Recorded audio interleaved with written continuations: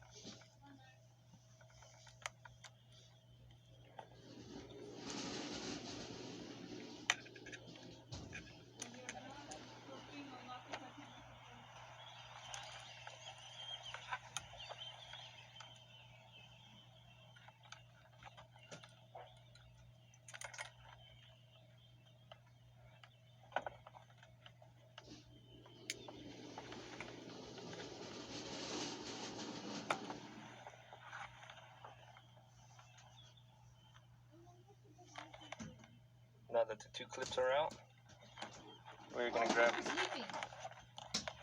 our needle nose pliers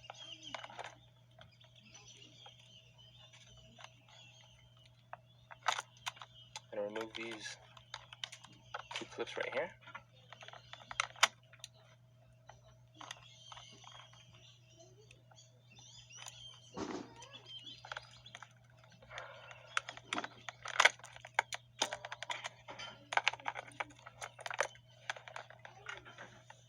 And our airbag is out.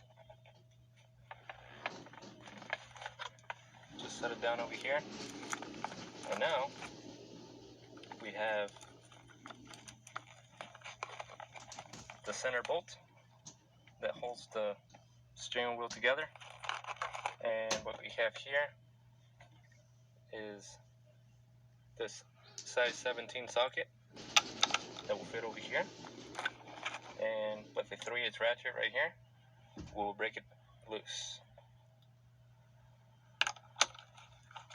Alright, we already broke it loose.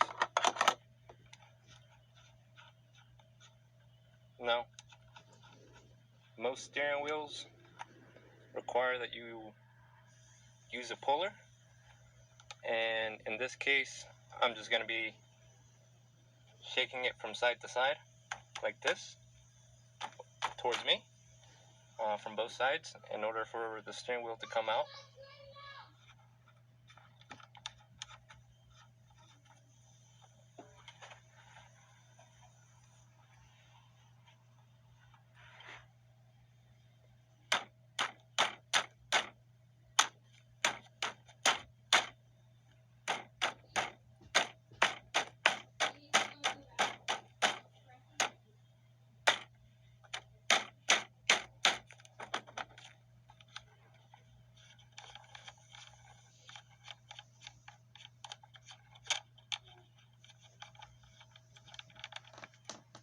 just like that. The nut is out. We place it aside. Move our wires out of the way. And our steering wheel is out.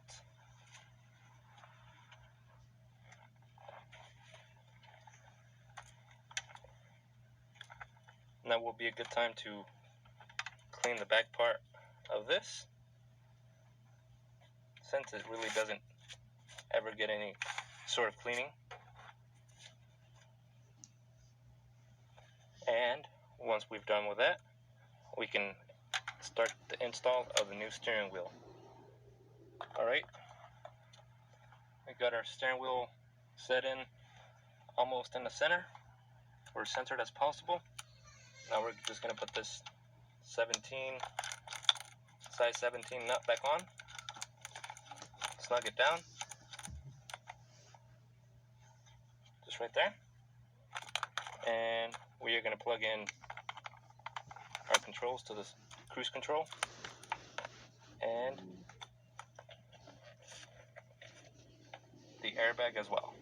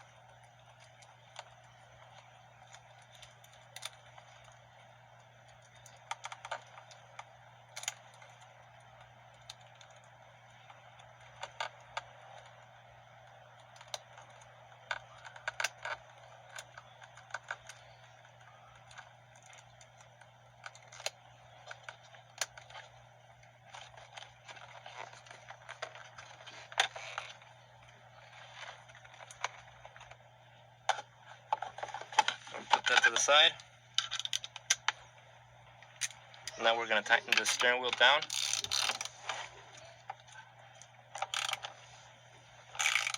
I don't have a torque wrench, so my next option is just to snug it down just about the same tightness it was before. It's probably not close enough, but it should be just right. Now, put everything back together.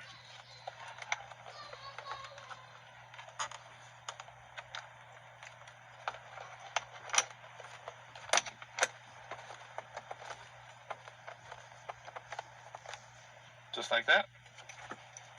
We get our T30 Torx bit. Find the holes.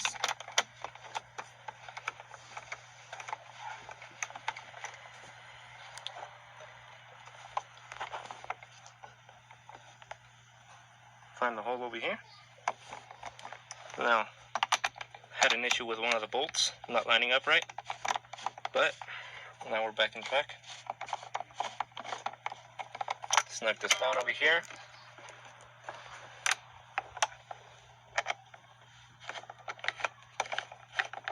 Go up to this side.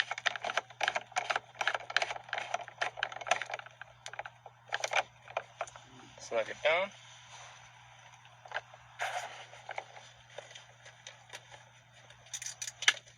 Then we're going to get a ratchet again, a 3/8 ratchet,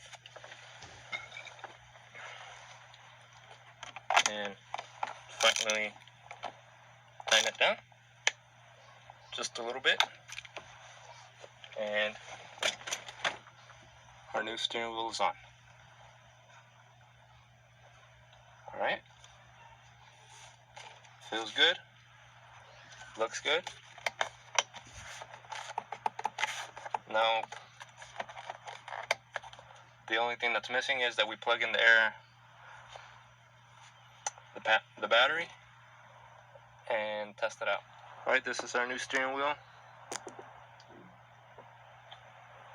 All ready to go. Horn works.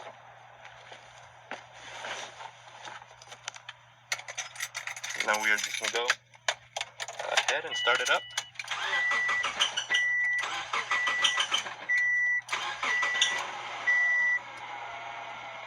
Now, since we cut power to the car, all the sensors and other electronic things were calibrating again, so we have kind of a hard start, and that will be all. Our cruise control is still over here. Better looking steering wheel than we had before. And that concludes our today's install of this 2006 Subaru Forester. Alright, thank you guys for watching. Stay tuned for the next one. Like, share, and subscribe. Thank you.